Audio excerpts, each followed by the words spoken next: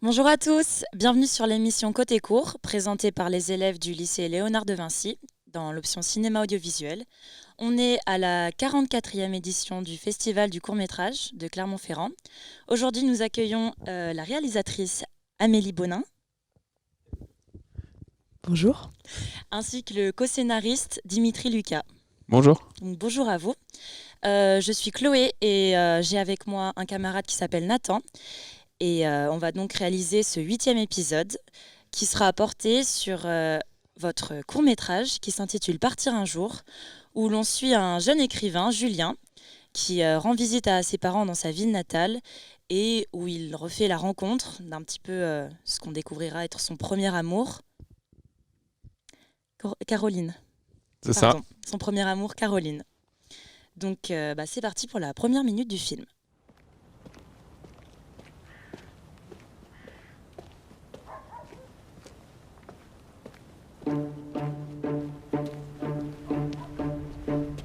Pour l'envie que l'on a de guider ses pas, pour garder ses émois, écouter son cœur qui bat. Pour savoir regarder un ciel étoilé, tendre des mains à son destin. Vouloir plus fort encore demain. Partir un jour sans retour, effacer notre amour, c'est se retrouver. Film. Première question. Le livre de Julien, est-ce qu'il doit être perçu comme un hommage à sa campagne natale ou bien au contraire, est-ce que c'est plus un peu une critique voilà, ou une critique comme s'il en avait honte. Ça dépend de qui le lit. Je crois qu'un livre, il y a l'intention avec laquelle on l'écrit et puis chaque lecteur va avoir sa vision du livre. Là, il se trouve que dans le film, nous, on se dit quand on a écrit ce film que Julien n'a pas volontairement écrit une critique du milieu d'où il vient, mais que quand même, s'il est parti de cette ville-là et qu'il a voulu s'établir à Paris, c'est quand même qu'il y avait une sorte de rejet et que ça transparaît dans le livre et qu'en tout cas son père, c'est cette lecture-là qu'il en a fait et que c'est ça qui crée entre eux quand même une sorte de conflit. Oui, on avait remarqué que le père, il était plutôt du côté négatif du coup, comment il percevait ce livre. Mais pour vous, Julien, il l'a fait vraiment... Qu'est-ce qu'il voulait dire en fait à travers ce livre par rapport à ses origines ? Moi, je pense que Julien, il se sentait pas à l'aise là où il a grandi, qu'il aimait pas ce milieu, que c'est quelqu'un qui avait déjà envie d'aller à Paris, d'écrire des livres, qui peut-être rêvait d'une certaine, je sais pas si c'est une célébrité, mais une espèce de vie intellectuelle comme ça, comme on peut imaginer sans savoir à quoi ça ressemble vraiment, et que du coup, arrivé à Paris, il a fait un livre sur l'endroit d'où il vient, avec tout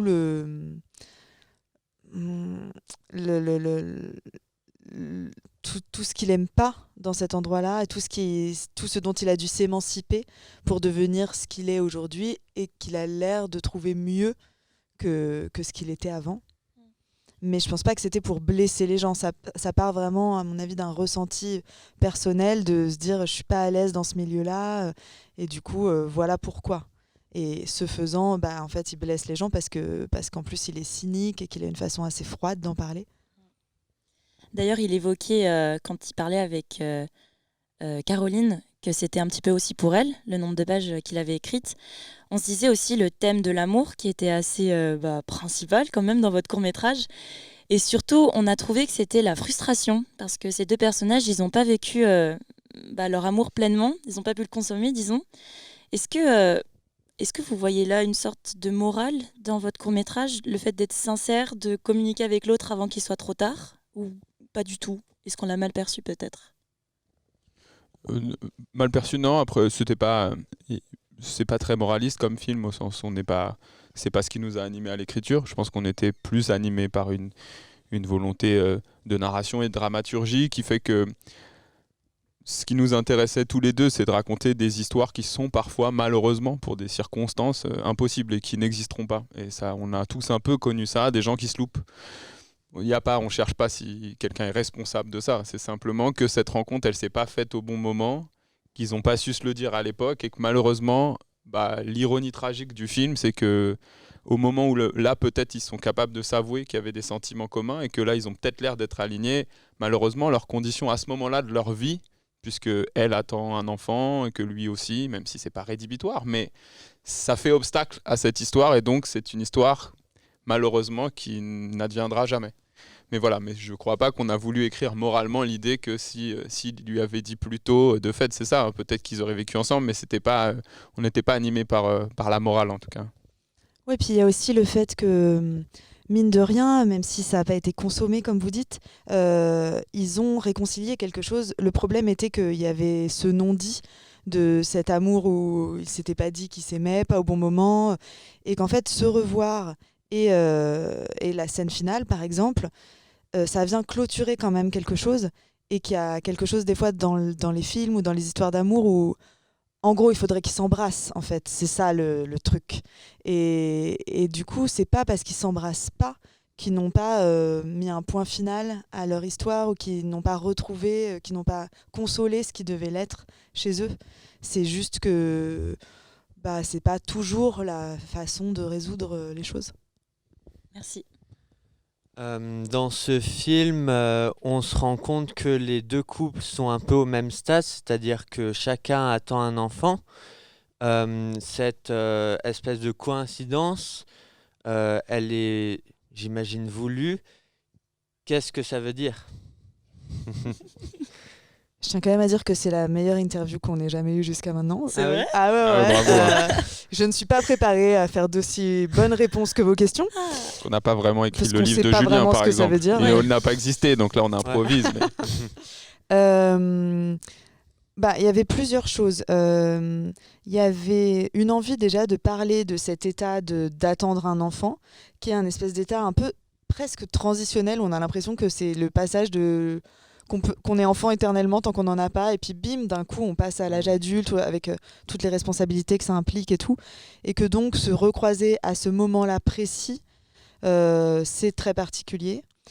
Et il y avait aussi cette envie de dire que justement, quand on est enceinte ou qu'on va avoir un enfant, on dirait que d'un coup, notre vie est centrée sur ça. Et que du coup, on n'a plus de désir, on devient raisonnable, responsable, sérieux. Or, c'est pas comme ça que ça se passe, quoi. Enfin, en fait, c'est pas parce qu'on est enceinte qu'on n'éprouve plus rien, et que si on croise quelqu'un qui nous provoque un choc émotionnel, ça a lieu quand même. Voilà, et pour Bastien, enfin Julien, c'était peut-être aussi l'idée de se dire que c'est des moments qui peuvent être un moment de crise ou de trouble pour un garçon. Que ça justifiait qu'à ce moment-là, il puisse se dire que cette occasion, puisque là il rencontre Caroline par hasard et qu'elle l'invite à passer la soirée avec lui, peut-être que sans l'enfant qui l'attend et sans ce moment où il se dit c'est maintenant ou jamais, c'est comme, je sais pas, dans les clichés des films, la veille du mariage, c'est le dernier moment s'il y a une fille avec qui on n'a pas couché. C'est des clichés, mais se dire que peut-être mentalement, dans sa tête, ça participe au fait qu'ils se disent c'est la dernière fois que je peux clôturer cette histoire d'amour qui date du passé avant que je passe à l'âge adulte, etc. Et puis effectivement, il y avait aussi, je pense, du côté d'Amélie qui a réalisé le film, une envie aussi plastique. C'est-à-dire que voilà, on n'est pas que dans de la théorie, de l'écriture, tout est justifié. C'est que avoir un corps de femme enceinte à filmer, des fois, c'est une chose dont on a envie, de voir comment ça bouge, comment ça interagit. Et effectivement, de se dire, une femme enceinte, elle peut tout à fait avoir envie d'un autre homme, et c'est pas, on n'a pas de jugement moral là-dessus, quoi. On aimait bien aussi cette idée-là. Oui, puis elle peut vouloir faire de la mobilette, elle peut avoir de l'énergie. Enfin, voilà, c'est pas un état. Enfin, c'est pas une fin en soi d'être enceinte. C'est un état comme un autre. Voilà, on a posé ça, puis on a bien aimé, quoi. En fait, d'un coup, en fait, ça leur faisait à la fois un lien, puisqu'ils sont au même endroit au même moment, et en même temps, c'est ce qui fait un peu que ça va pas être possible entre eux. Donc, il y avait un truc qu'on trouvait assez joli, quoi. D'accord. Donc on a parlé de l'écriture, maintenant on va passer à la réalisation. Donc dans votre film, il y a le choix des musiques, de faire un film musical avec des chansons. Comment est-ce que l'idée vous est venue? Ma grosse passion pour les chansons, grosse passion devant l'éternel. C'est vraiment, enfin, je sais pas, on écoute des chansons tout le temps. Nos parents écoutaient des chansons. Enfin, je dis chansons parce que c'est pas comme de la musique. C'est surtout des chansons francophones avec des paroles. Moi, je me souviens quand j'étais petite d'écouter des chansons de Brassens parce que mes parents écoutaient que ça, que je comprenais pas, mais qui quand même, dont je me faisais une idée spécifique. Enfin, et puis c'est des choses qui marquent en fait des moments. Enfin, quand on réentend telle chanson qu'on n'a pas entendue depuis 15 ans, bah, d'un coup, ça fait un effet émotionnel. Et c'est vraiment le côté Ratatouille, enfin, ou Madeleine de Proust, si on veut être plus intellectuel, mais le côté, ouais, d'un coup, cette chanson, elle nous ramène instantanément à l'endroit où on l'a entendue, à l'époque à laquelle on l'écoutait. Et donc, il y avait vraiment cette envie de les utiliser pour ça, pour accompagner les souvenirs et la nostalgie qui remontent. Après, j'ai l'impression que paradoxalement, là, on a l'impression qu'on a d'abord pensé une histoire d'un retour et qu'on s'est dit, ah tiens, une chanson, ça peut être un bon moyen de souligner qu'il revient et donc il y a ces chansons qui lui reviennent en tête. En réalité, on adore les comédies musicales et avant même de savoir ce qu'on allait écrire, on s'est dit que ça serait une comédie musicale avec des chansons. Après, il se trouve qu'on a essayé de leur trouver une justification.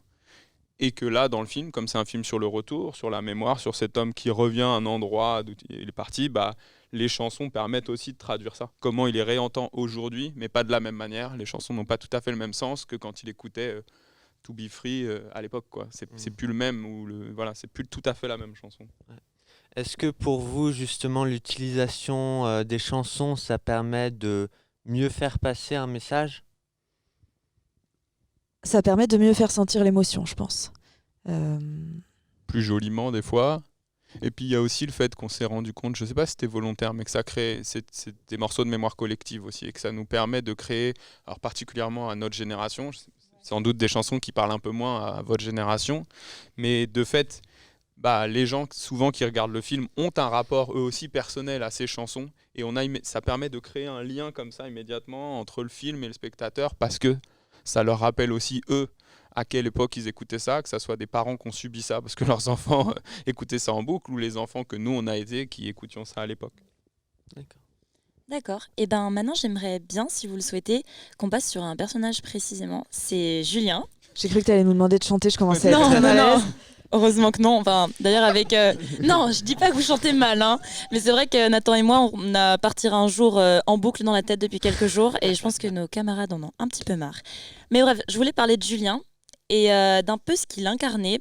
On trouvait que c'était un peu l'homme qui cherchait la liberté, sa propre liberté à lui-même. Sauf que dans ce court-métrage, il l'a trouvé en partant, en allant en ville, en écrivant son livre. Est-ce que pour vous, la liberté, elle s'acquiert vraiment en partant, ou est-ce qu'il aurait pu en trouver une autre différente avec d'autres personnes dans sa vie, comme Caroline par exemple, en restant avec sa famille?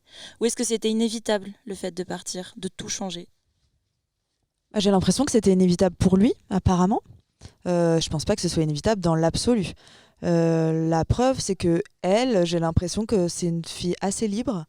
Elle n'a pas l'air de subir sa vie. Enfin, elle a l'air assez libre dans la façon dont elle s'exprime, dans la façon dont elle s'amuse.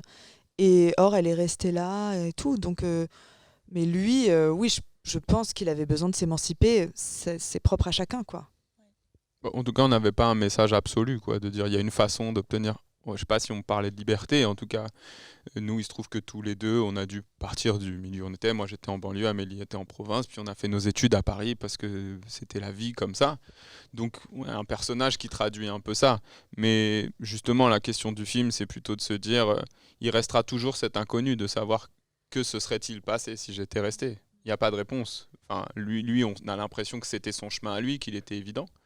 Mais quand il revient, bon voilà, il demande plutôt à Caroline pourquoi elle non plus n'est pas partie. Donc ça reste quand même pour lui assez évident que c'est un endroit dont il faut partir. Mais c'est la vérité de ce personnage en tout cas. Je pense pas que nous, ça soit notre vérité absolue. Non, mais s'il y avait quand même un message, j'ai l'impression que le message serait quand même plus de se dire euh, couper tout et partir n'est jamais vraiment la solution et n'est jamais vraiment gage de liberté. Ça ne marche pas. Enfin, Ça sert à rien de fuir en tout cas. Si on a l'impression qu'il y a un problème dans l'endroit d'où on vient, là on essaye de raconter quelqu'un qui se réconcilie avec ça. Et que c'est ça qui lui fait du bien. Que ça soit via Caroline, avec son père.